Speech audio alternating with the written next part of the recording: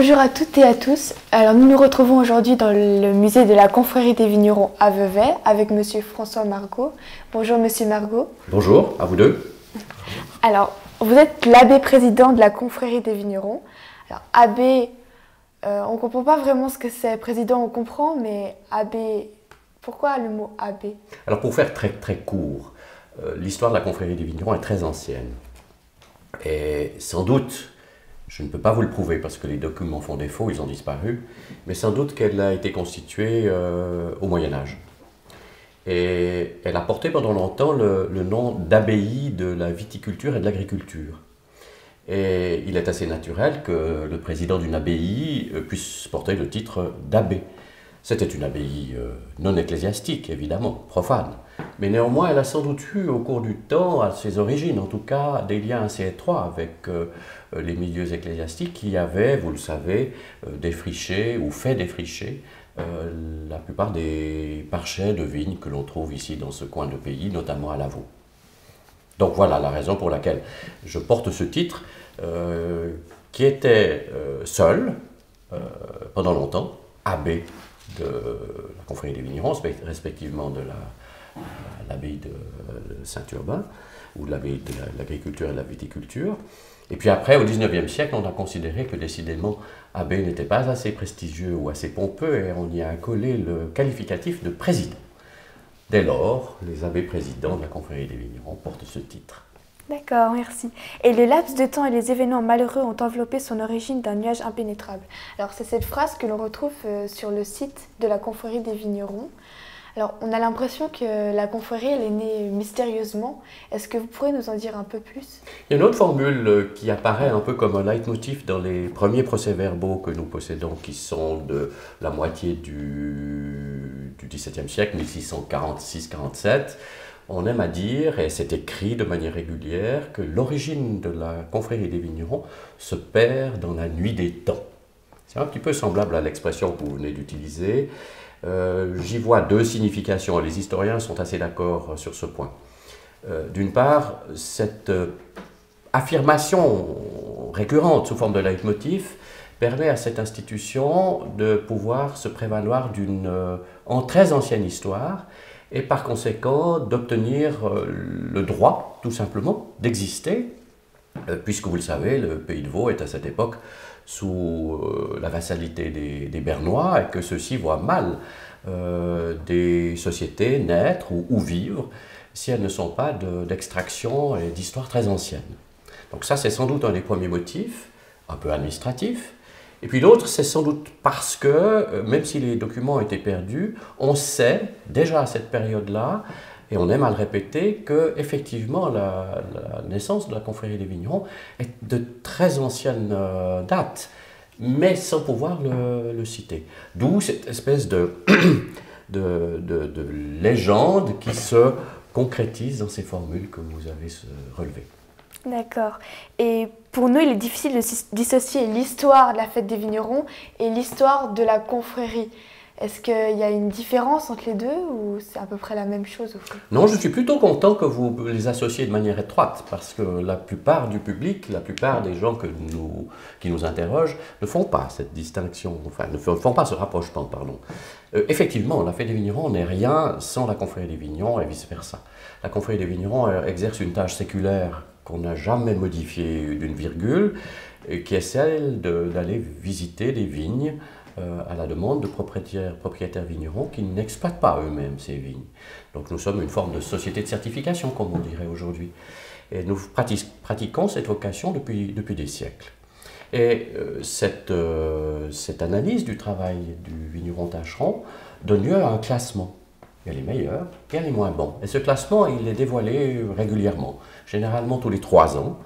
Mais une fois par génération, nous lui donnons un lustre très particulier en créant, pour les vignerons tâcherons qui sont honorés à cette occasion, un spectacle, une célébration originale qu'est la fête des vignerons. Donc on voit bien le lien extrêmement étroit entre l'activité de la confrérie des vignerons et la fête elle-même. Alors vous avez dit juste avant que la confrérie n'avait pas bougé d'une virgule, mais la fête des vignerons, au travers du temps, a-t-elle évolué ou un peu changé? Oui, je vous ai dit que la confrérie des vignerons, dans sa vocation, n'avait pas changé d'une virgule. Mais évidemment, vous imaginez bien que les jugements que nous portons sur les vignes aujourd'hui n'est pas tout à fait le même que celui d'il y a 20 ans, d'il y a 100 ans, puisque les pratiques culturelles à la vigne ont beaucoup changé. Mais pour revenir plus directement à votre question, la fête des vignerons, évidemment, elle est tout à fait contemporaine. Elle est créée par des auteurs qui sont complètement les témoins d'un art du moment. Donc les fêtes des vignerons sont complètement calquées sur l'actualité. La fête de 2019 ne se ressemblera, sauf certains éléments, en rien à celle de 1999, comme celle de 1999 s'est distinguée clairement de celle de 77 et ainsi de suite. Donc il y a des éléments clés qui réapparaissent, mais il y a de très nombreux éléments originaux qui sont fonction de l'appel que la confrérie des vignerons fait à des auteurs qui amènent avec eux leur originalité, leurs mots, leurs notes de musique ou leur vision d'une mise en scène, etc. Donc à chaque fois, c'est nouveau. D'accord. Et est-ce qu'il y a une fête qui sort un peu du lot, qui a marqué l'histoire ou... Enfin, elle marque toute l'histoire, mais une qui a plus marqué l'histoire. C'est difficile de faire de manière générale un classement de ce genre. Évidemment, ces jugements sont très individuels. Ils sont en fonction des expériences que les hommes ont fait. Sans doute que si vous lisez des comptes rendus des fêtes de, je ne sais, 1889 ou 1905 dans la littérature, dans les journaux, vous verrez qu'il y a des témoins qui sont enthousiastes à cette idée d'avoir participé à cette fête-là. Comment faire ce classement ? S'il y en a une qui sort un petit peu de l'ordinaire de manière objective et pas forcément subjective, c'est sans doute la fête de 1955, dans la mesure où c'est la première fois que l'on organise des spectacles nocturnes, par exemple. Ça, c'est un élément qui distingue la fête de 1955. On recycle des projecteurs utilisés pendant la guerre par la défense aérienne pour des projecteurs DCA, et on illumine le lieu scénique le soir. C'est la première fois que ça se fait, parce que la technique le permet. Ce qui démontre bien d'ailleurs que les fêtes des vignerons sont très dépendantes de l'actualité technique ou artistique. Alors cette fête-là, elle se distingue, puisque c'est la première fois qu'on a une représentation nocturne. Mais celle de 1797 aussi, puisque c'est la première fois qu'on est sur la place du marché. Donc on voit qu'il y a des éléments forts à chaque fois. D'accord. Et nous, on est fribourgeois, veuvezans, et cette chanson de Rendez vache, on comprend pourquoi cette chanson-là, en fait, qui est bien de chez nous. Alors, elle est bien de chez vous, et c'est la raison pour laquelle elle est chantée ici, parce que vous êtes là. Je veux dire par là que depuis 1819, première apparition d'un corps d'Armailly dans la fête des vignerons, on va donc fêter les 200 ans de cette apparition l'année prochaine, vous symbolisez cette présence de l'agriculture dans les coutumes, les us et coutumes des métiers des vignerons. Les vignerons de ce pays, aujourd'hui vous ne vous en apercevez plus, étaient des hommes et des femmes, des familles qui vivaient en autarcie complète. Ils étaient sur des domaines qu'ils exploitaient à deux fins, la viticulture, mais aussi l'agriculture. Et l'agriculture leur donnait la possibilité d'avoir de la viande, du lait, du fromage, etc. Tout ce dont on a besoin pour se nourrir en autarcie. Et comme la plupart des gens qui sont dans des étables et qui soignent du bétail, eh bien pendant l'été, ils cherchent à se défaire de cet embarras qu'est la vie à l'écurie, puisque le vigneron, pendant l'été, il court après sa vigne, cette liane qui ne le laisse pas tranquille 24 heures sur 24. Donc il doit trouver quelqu'un qui va s'occuper de son bétail. Et le bétail est amené dans les plus proches collines derrière Vevey, c'est-à-dire à Talence, Tatro, Châtel-Saint-Denis, peut-être les Pacots. Pas beaucoup au-delà, parce qu'elle devient beaucoup trop loin, à pied à l'époque, et à pied pour le bétail surtout. Mais c'est ce lien qui est caractérisé entre la viticulture et l'agriculture, qui est symbolisé par la présence des fribourgeois et du Rendez vache. D'accord. Merci beaucoup. Et maintenant, je vais passer la parole à Nolan. Alors, corrigez-moi si j'ai tort, mais en 1797, il y a eu la première fête des vignerons et il y a eu à peu près 2000 personnes dans l'arène. Et en 2019, à combien estimez-vous de spectateurs dans l'arène? Alors vous avez raison, la première fois où on se fixe sur le page du marché, c'est 1797, c'est exact. Eh bien, en 2019, il y aura à peu près une vingtaine de milliers de spectateurs dans l'arène. Un peu moins en vérité, parce qu'il y a quelques sièges qui seront, disons, condamnés en raison de la présence de caméras de télévision. Mais c'est à peu près ce chiffre-là qu'il faut retenir, 20 000. Ok, merci. Et combien de temps pour l'organisation d'une telle fête si importante? Alors, si l'on veut vraiment considérer que les premiers moments de réflexion appartiennent à cette histoire de l'organisation, eh bien, ça sera 10 ans. Nous avons parlé pour la première fois d'un projet de fête des vignerons en 2009. Alors, ce sont nos toutes premières réflexions, les premiers tours de table. Et ensuite, on s'organise, on commence à consulter autour de nous. Et puis, les dates, je vais les égrener rapidement. Les dates clés, en 2011, nous décidons de la date, 2019. 2013, nous désignons un concepteur général, metteur en scène, Daniele Finzi Pasca. 2015, nous désignons le reste de l'équipe des créateurs. Et puis, alors, pour faire simple, 2017, il y a quelques jours, nous lançons la billetterie. Donc on voit que tout cela avance, tout cela se concrétise et que le rythme s'accélère, évidemment. On ne travaille pas de la même manière aujourd'hui qu'on a travaillé en 2009. D'accord, merci. Et si ce n'est pas trop indiscret, combien de fêtes des vignerons avez-vous vécu? Alors, je suis né en 1953, donc j'ai formellement vécu à l'âge de 2 ans la fête de 55. J'en ai quelques souvenirs, quelques bribes de souvenirs. Mais alors, j'ai vécu comme jeune homme et 77, puis comme adulte 99. D'accord. Et